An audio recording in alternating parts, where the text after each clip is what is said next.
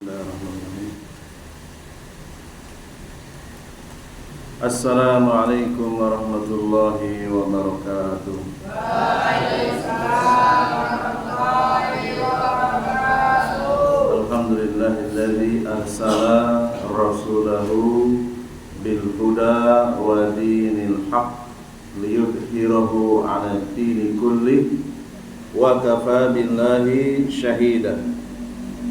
Ashhadu an la ilaha illallah wahdahu la syarika wa ashhadu anna Muhammadan abduhu wa rasuluh.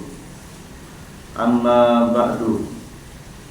Qala Allah ta'ala fi kitabihil aziz, ya ayyuhalladzina amanu taqullaha haqqa tuqatih wa la tamutunna illa wa antum muslimun. Wa qala Rasulullah sallallahu alaihi wa ala alihi wasallam, talabul ilmi faridatun ala kulli muslim. Para santri Al-Ma'un Islamic Center Panti Tunas Melati PDN Kota Pontianak, rahimani wa rahimakumullah. Alhamdulillah, pada malam hari yang penuh berkah ini Allah Jalla Jalaluhu kembali menghimpun kita di Masjid Al-Ma'un yang mulia ini.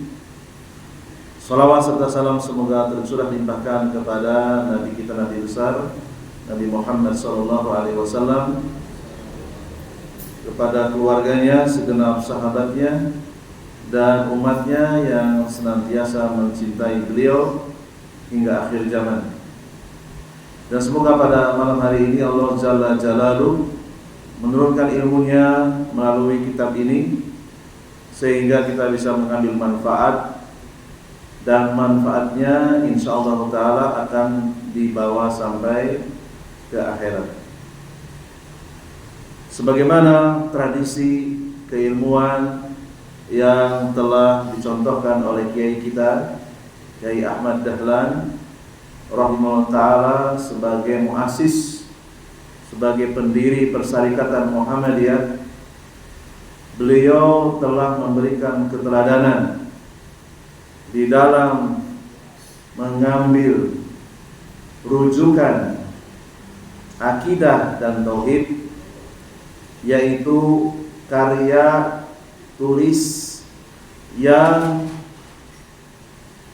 bersumber dari dua ulama besar, yang mana beliau ketika menuntut ilmu ke Saudi Arabia di zamannya, beliau terinspirasi dengan karya-karya Syekh Muhammad bin Abdul Wahab At-Tamimi rahimahullahu ta'ala, berdasarkan penelitian yang telah dilakukan oleh Ustadz Luqman Hakim MC MA. Dan juga di antara yang menginspirasi pembahasan akidah dan tauhid, yaitu karya-karya Syekhul Islam Ibnu Taimiyah. Ini berdasarkan penelitian Syekh Profesor Dr. Haidar Nasir, Ketua Umum Persyarikatan Muhammadiyah. Di antara karya tulis yang cukup terkenal, masyhur di kalangan para penuntut ilmu dan juga diajarkan di pondok-pondok pesantren, terutama di Pondok Pesantren Muhammadiyah. Kebetulan kami bersama Ustaz Fathul Khair itu memborong kitab akidah dari kelas SMP sampai dengan SMA, itu banyak mengambil rujukan dari kitab ini. Jadi insyaallah ta'ala rujukan kita jelas, Alkitab dan Sunnah, qala Allahu qala Rasul, disertai dengan penjelasan manusia-manusia yang telah dijamin oleh Allah SWT masuk ke dalam surga. Allah tegaskan dalam surat At-Taubah ayat yang ke-100. Wasabiqunal awwaluna minal muhajirin wal ansor walladzina tabauhum bi ihsan radhiyallahu anhum wa radu'an wa adalahum jannah. Para sahabat dari kalangan muhajirin dan ansor, Allah telah ridho kepada mereka. Kalau sudah ridho, apa kira-kira balasannya? Surga atau neraka? Surga. Waradu anhu, dan mereka pun ridho kepada Allah. Ridho Allah sebagai satu-satunya sesembahan untuk disembah. Ridho satu-satunya yang wajib untuk ditaati secara mutlak. Walladzina tabauhum bi ihsan, dan orang-orang yang mengikuti murid-murid Nabi Muhammad SAW. Wa'adalahum jannah. Walladzina tabauhum, dan orang-orang yang mengikuti murid-murid Nabi Muhammad. Siapa murid-murid Nabi Muhammad? Siapa? Muhajirin dan Ansor, yaitu para sahabat yang mengikuti mereka bi ihsan. Apa bi ihsan maknanya? Mengikuti dengan benar. Artinya antara pengakuan dan perbuatan sesuai. Karena sekarang banyak orang yang mengaku-ngaku mengikuti sahabat atau terkenal dengan salafi misalnya, tapi ternyata perbuatannya apa? Ngambil sertifikat yayasan orang lain. Bukan salafi itu maling itu. Maling itu. Ngakunya salafi, ngakunya ngikuti sahabat, ngambil sertifikat tanah yayasan orang lain. Yang menguasai masjid ormas lain dengan tidak sehat. Itu bukan pengikut sahabat itu. Pengakuan itu tidak bermanfaat kalau akhlak dan adabnya bertentangan dengan ajaran Nabi Muhammad sallallahu alaihi wasallam. Jadi yang penting itu bukan pengakuan, tetapi kejujuran. Walladzina tabauhum bi ihsan, dan orang-orang yang mengikuti murid-muridnya Rasulullah sallallahu alaihi wasallam. Wa'adda lahum jannah. Allah janjikan surga. Allah telah menyiapkan jannah bagi siapa? Bagi yang mengikuti Nabi Muhammad sallallahu alaihi wasallam. Orang yang mengikuti Nabi Muhammad, Muhammadi namanya, ajaran yang mengikuti atau sesuai dengan Nabi Muhammad, Muhammadiyah. Jadi ya dengan tak marbutoh tasydid Muhammadiyatu, ya. Itu maknanya ajaran.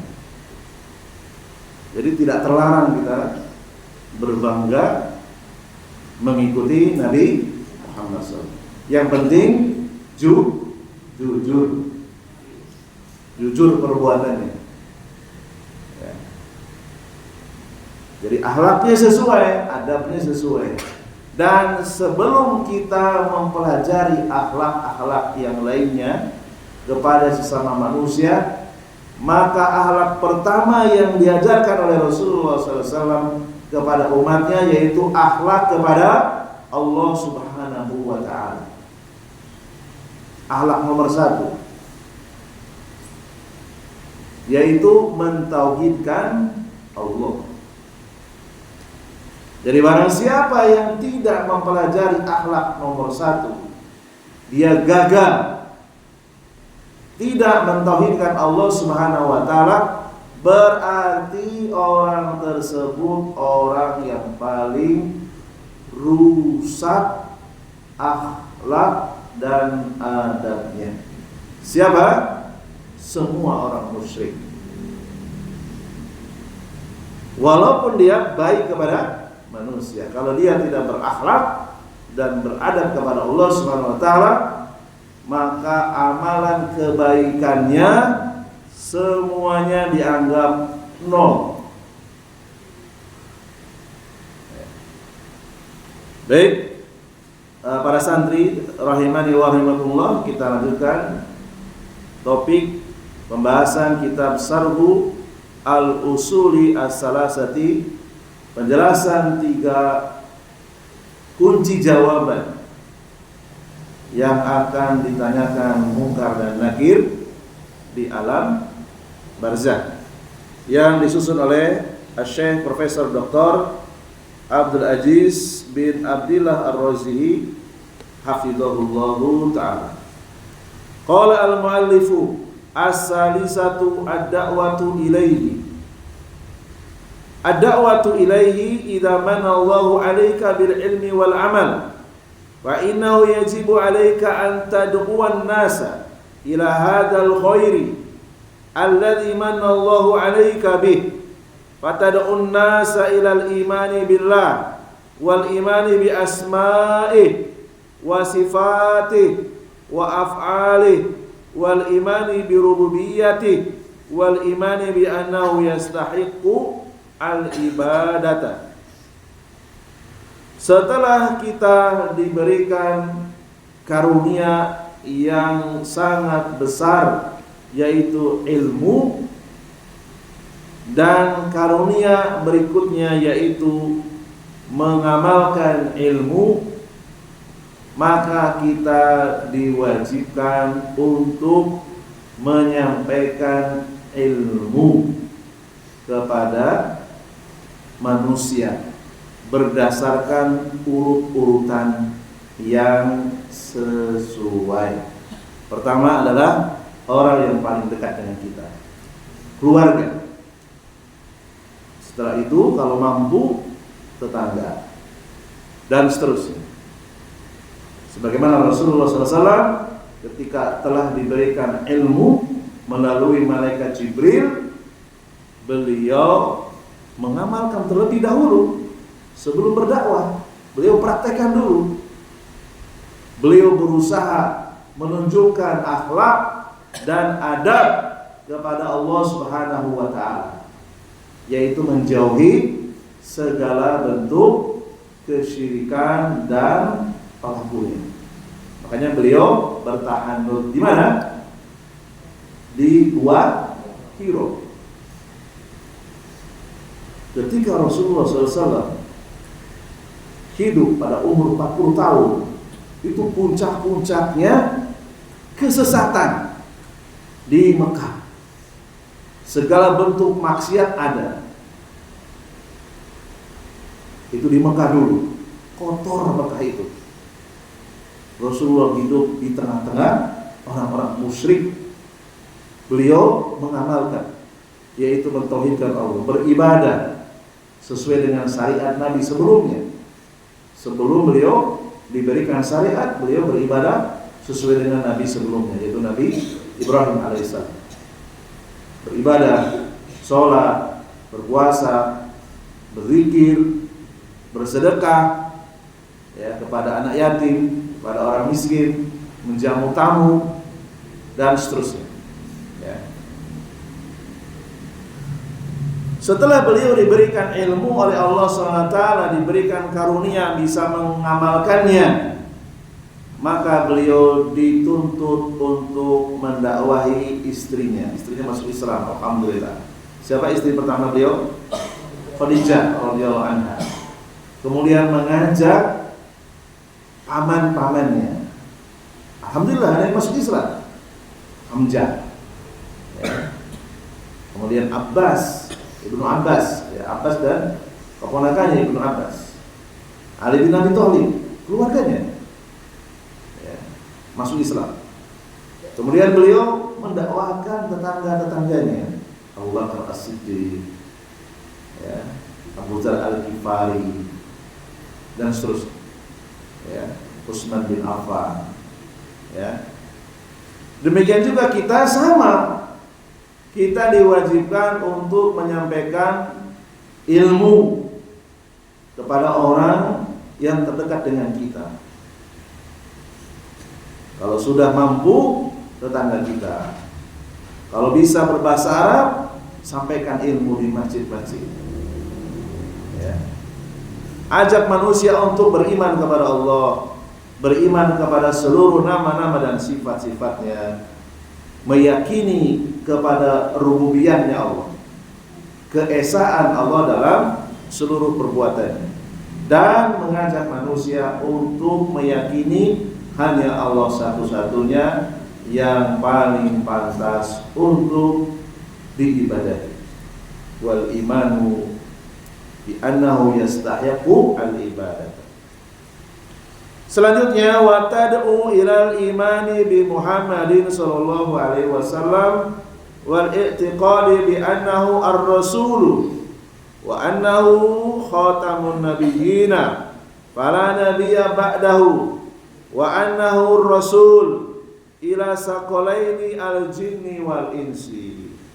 Selanjutnya kita mengajak manusia dimulai dari orang yang terdekat dengan kita untuk mengikuti Nabi Muhammad SAW, beriman kepada beliau sebagai penutup para nabi, dan menyampaikan bahwa tidak ada lagi nabi setelah beliau, dan beliau diutus bukan hanya untuk manusia, beliau juga diutus kepada bangsa jin. Allah berikan kemudahan, beliau bisa melihat jin. Beliau diizinkan masuk ke alam jin untuk menyampaikan kajian, menyampaikan Al-Quran, menyampaikan hadis, menyampaikan bagaimana cara beribadah, bersuci, dan seterusnya. Wa tad'u ila dinil islami wa tad'un nasa ila an yuwahidullaha wa yanqadu lahu bi ta'ati wa yatabarra'u minasyirki wa ahlihi wa yamtathilu al-awamira wa yajtanibu an-nawahi wa bidzalika takunu da'awta ila Allah azza wa jalla.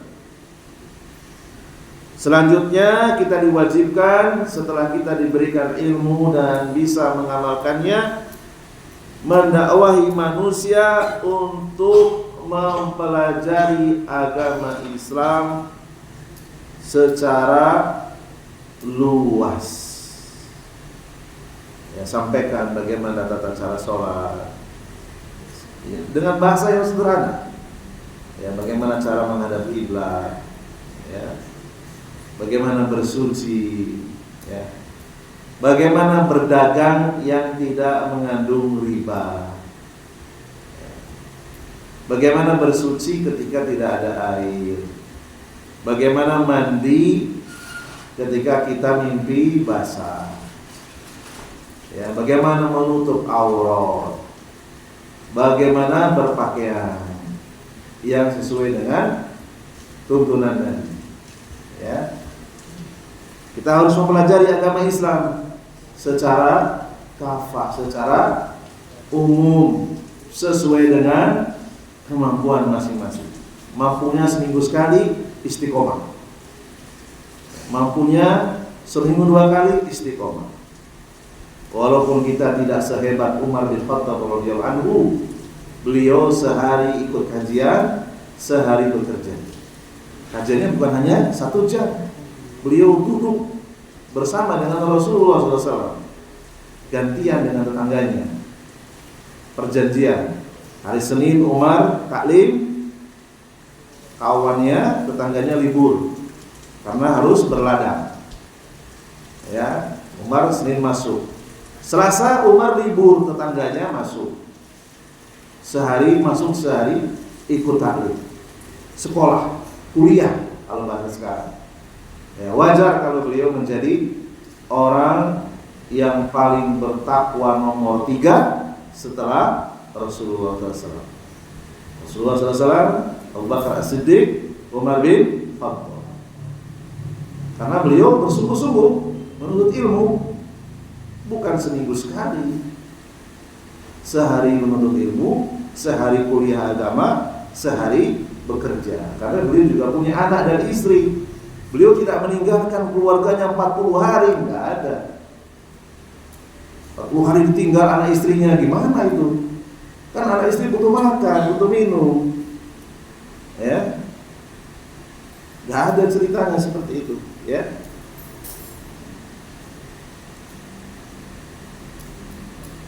Mengajak manusia untuk mempelajari agama Islam, mentauhidkan Allah, tunduk kepada Allah dengan melakukan ketaatan, menjauhi segala perbuatan syirik dan pelakunya, berusaha mengamalkan perintahnya dan menjauhi larangannya, sehingga engkau termasuk orang-orang yang dicatat di hadapan oleh Allah sebagai muslim yang utama, yang memiliki keutamaan, berilmu, beramal, berdakwah.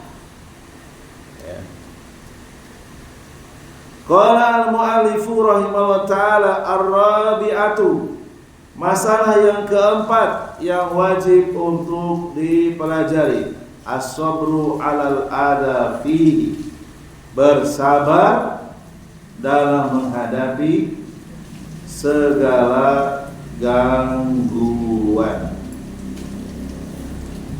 Yakni idza alimta summa amilta summa da'awtan nasa ila tauhidi fa innahu la budda yusibuka adan li'anna alladhi yad'un nasa yakifu amamahum wa yakifu amama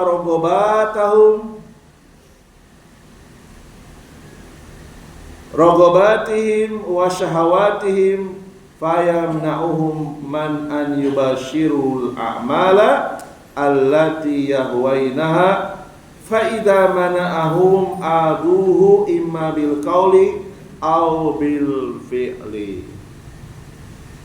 Bersabar ketika menuntut ilmu. Mustahil orang menuntut ilmu tidak diganggu, pasti akan diganggu. Siapa yang mengganggu? Ya, nafsunya sendiri. Pertama, nafsunya akan mengajak kepada kemalasan. Nafsunya akan mengajak kepada kebosanan. Nafsunya akan memberontak. Maka kita pertama adalah wajib bersabar dengan hawa nafsu yang ada pada diri masing-masing. Harus dipaksa. Kebaikan itu harus dipaksa. Menuntut ilmu harus dipaksa. Dengan dipaksa akan terbiasa. Summa amilta, setelah berilmu, setelah mengetahui mana tauhid, mana syirik, mana sunnah, mana bid'ah, mana maksiat, mana hasanat, ya diamalkan. Ketika orang mengamalkan juga pasti akan diganggu. Pertama diganggu oleh hawa nafsunya sendiri. Yang kedua diganggu oleh setan. Ya, setiap orang yang beramal soleh itu pasti akan diapain? Diganggu. Ya. Jadi kalau Anda sholat, Anda diingatkan perkara-perkara duniawi, itu memang pasti terjadi. Kenapa? Karena Anda sedang beramal soleh, setan akan datang mengingatkan perkara-perkara duniawi, dan itu wajar. Jadi kalau ada orang sholat kok tidak diganggu, tenang-tenang saja, boleh jadi dia sudah menjadi temannya. Ya kan sesama teman tidak saling mengganggu. Ya. Jadi kalau Anda sholat, Anda diganggu, itu sesuatu yang wajar. Kenapa? Karena sedang melakukan amal soleh. Coba melakukan maksiat, nggak akan diganggu oleh setan. Ya kan? Karena sudah menjadi temannya. Jadi orang yang melakukan maksiat, melakukan kebid'ahan, apalagi melakukan kesyirikan, tidak akan diganggu oleh setan. Kenapa? Karena sudah menjadi temannya, sudah menjadi kawannya. Beda dengan orang yang membaca Al-Quran, pasti akan diganggu dia. Jangan lama-lama baca Al-Qurannya, sebentar saja. Padahal gak ada pekerjaan, gak ada kegiatan. Ya. Ketika berzikir, setan akan membisikkan, gak usah lama-lama berzikirnya, sebentar saja. Sholatnya gak usah lama-lama, sholatnya cepat sampai meninggalkan tumanina. Itu setan itu. Ya, yang membuat kita tergesa-gesa dalam beribadah itu setan. Ya. Jadi wajar kalau ada orang sedang sholat, itu diingatkan oleh setan perkara-perkara duniawi. Dan itu memang tugasnya setan. Pekerjaan dia memang begitu. Ya. Summa da'autan nasa.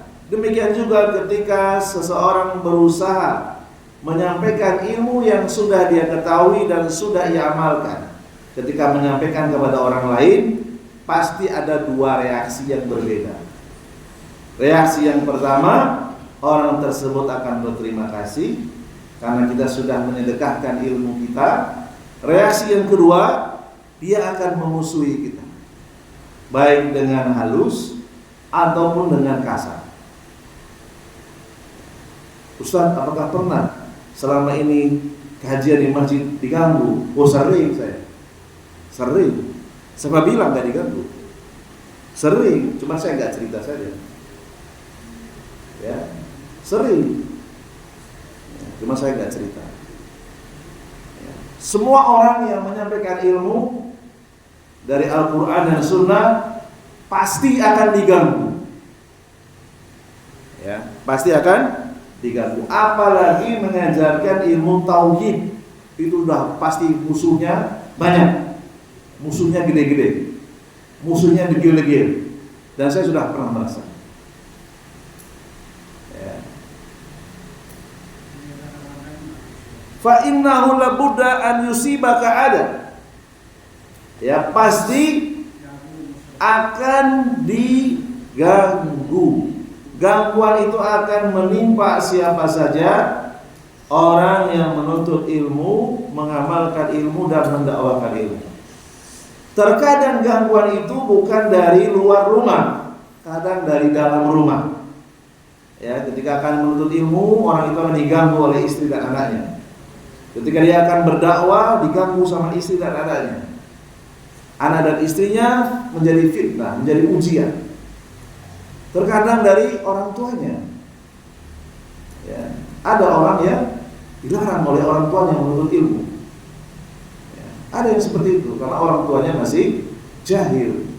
Dia bersabar. Ya, bersabar menghadapi kedua orang tuanya. Ya.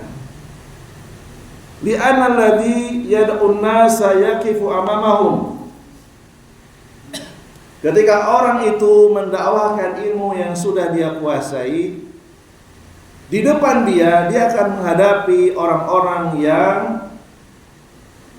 suka dengan syahwatnya, suka dengan nafsunya. Ketika dia melarang, ketika dia mencegah, ketika dia mengatakan ini syirik, ini bid'ah, ini maksiat, yang mana itu adalah perkara-perkara yang sesuai dengan nafsu manusia. Fa idza mana'ahum aduhu. Ketika engkau menyampaikan kebenaran, aduhu, pasti mereka akan mengganggu. Imma bil qauli, baik itu dengan ucapan, kalau sekarang mungkin dengan tulisan, dengan bulian, dengan pembunuhan karakter, au bil fi'li, atau dengan aksi, dengan perbuatan, dengan provokasi, ya, dengan dipersulit dan seterusnya. Ya. Fasbir alal adal ladzi yusibuka bil qauli bisabbi au satmi au iktida'i bil yad. Terkadang seseorang itu akan diganggu dengan cacian, dengan sikap permusuhan. Ya. Jadi siapa saja yang berdoa mendakwahkan ilmu, terutama ilmu agama, kepada manusia, dia akan mendapatkan musuh. Ya, jadi musuh itu tidak perlu dicari. Musuh itu akan datang sendiri, baik terang-terangan ataupun dengan diam-diam. Ya, terkadang teman sendiri itu bisa menjadi musuh, ya, karena dakwah. Ya, Rasulullah SAW ketika beliau menjadi orang yang solihun, beliau adalah orang yang soleh, satu pun tidak ada yang mengganggu beliau. Kapan Nabi Muhammad diganggu? Ketika beliau menjadi orang yang muslihun. Apa muslihun? Orang yang memperbaiki umat manusia, mendakwahkan al-haq. Baru beliau diganggu. Kalau kita hanya soleh saja, di tengah-tengah masyarakat kita sholat, kita puasa, kita baca Quran, kita menjauhi yang haram, menjauhi maksiat, menjauhi bid'ah, tidak perlu ngomong, tidak perlu berdakwah, insya Allah kita tidak akan diganggu. Tapi coba-coba ketika kita mendakwahkan kebenaran, kita pasti akan diganggu. Dan itu sunnatullah. Ya. Fatasbiru 'alal ladzi yusibuka min sibabin wa sabmin. Hendaklah engkau bersabar ketika gangguan itu berupa cacian, wa dorbin, bahkan persekusi. Apa itu persekusi? Dikepung, dikeroyok, dipukulin. Nah, itu namanya persekusi.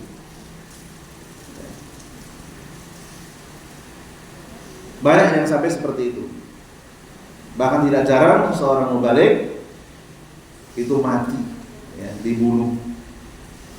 Para nabi banyak sekali yang mati dibunuh.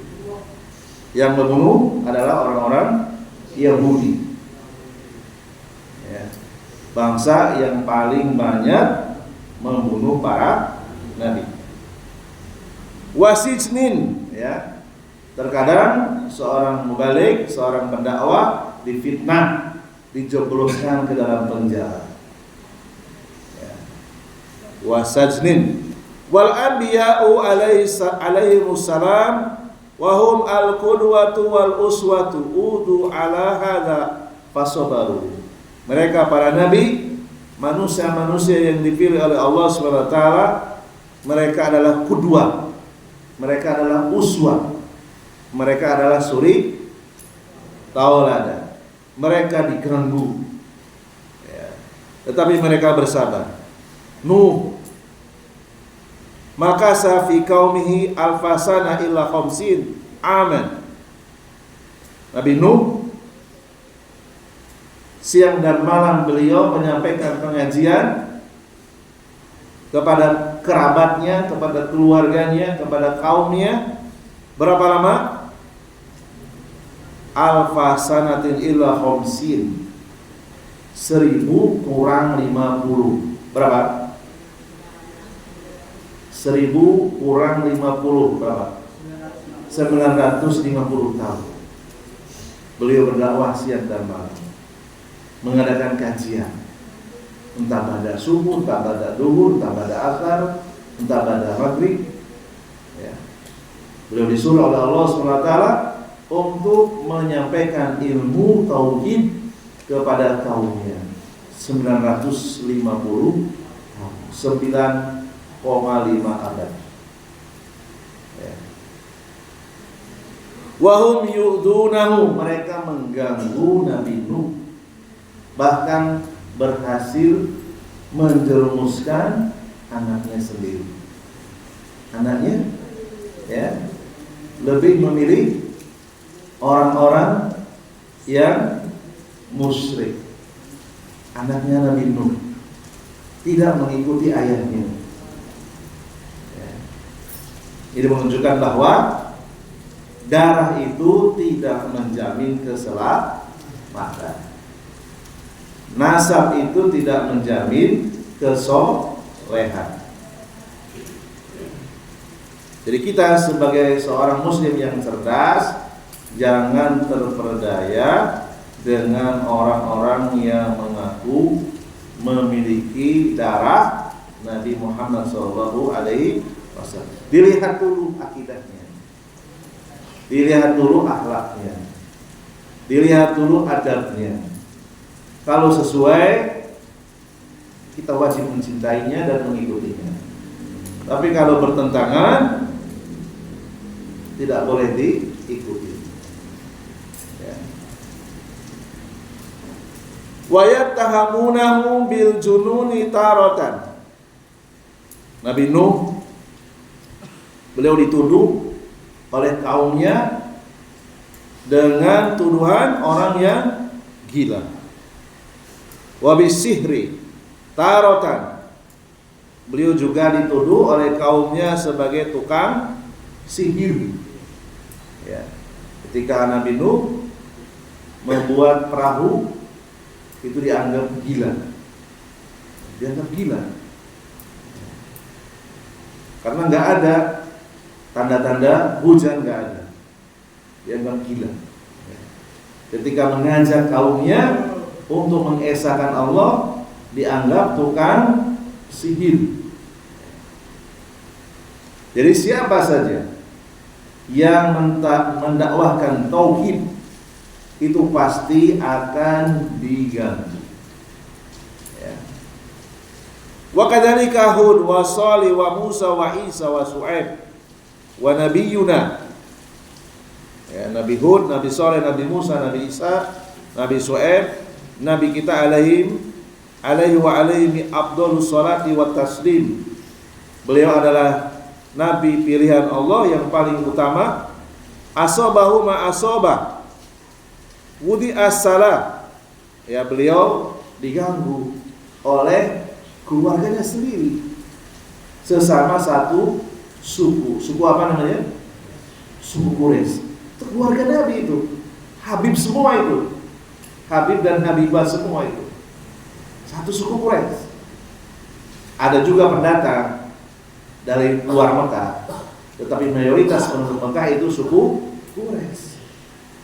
Darahnya sama, satu moyang dengan Rasulullah SAW. Beliau diganggu. Ya, ada orang yang meletakkan rantai di atas lehernya, rantai yang berat, ala raqabati, wa khanaqahu ba'dul kufar. Orang-orang kafir Quraisy bahkan nekat mencekik lehernya Rasulullah SAW agar beliau mati, dicekik lehernya. Ya. Hatta ja'a Abu Bakrin wa dabba anhu. Lalu datanglah Abu Bakar radhiyallahu anhu, lalu kemudian melepaskan cekikan. Ya, kalau cuma satu lawan satu, Rasulullah itu masih bisa. Nah, dikeroyok ratusan orang gimana? Ya, Rasulullah kalau satu lawan satu, Rasulullah nggak bisa dikalahkan. Rasulullah itu kekuatannya 30 kali lipat manusia lainnya. Kalau cuma duel satu lawan satu, Rasulullah mampu. Tapi kalau ratusan orang gimana? Ya tentu tidak bisa, bunuh diri katanya. Ya. Wahawalu qatlahu, mereka berusaha sekuat tenaga untuk melakukan percobaan pembunuhan kepada Rasulullah SAW. Marratin, beberapa kali, bukan hanya sekali, berkali-kali. Ya. Fatariqud da'wati laysat mafrusatan bil wurud. Jalan dakwah itu tidak selamanya datar. Terkadang menghadapi jalan yang curam, jalan yang terjal. Wala budda minas sabri, wajib untuk bersabar. Walladzi la yusbiru yanqatu. Jika dia tidak bersabar, terputus pahalanya. Walihada qala Allah li Nabi sallallahu alaihi wasallam. Oleh karena itu Allah berpesan kepada nabinya, fasbir kama sabara ulul azmi, bersabarlah wahai Muhammad sebagaimana nabi-nabi ulul azmi telah bersabar. Minar rusul, siapa saja? Ulul azmi Nuh, terus Ibrahim, Musa, Isa, terakhir Muhammad sallallahu alaihi wasallam. Al-khulasatu, ringkasan, al-umuru al-arabatu allati yajibu 'alal muslim an yata'allamaha, al-ilmu al-amalu bi ad-dawatu ilahi as-sabru 'alal adha fihi. Subhanakallahumma bihamdika asyhadu an la ilaha illa anta astaghfiruka wa atubu ilaik. Nasrun minallahi wa fathun qarib wa basyiril mu'minin. Wassalamu alaikum warahmatullahi wabarakatuh.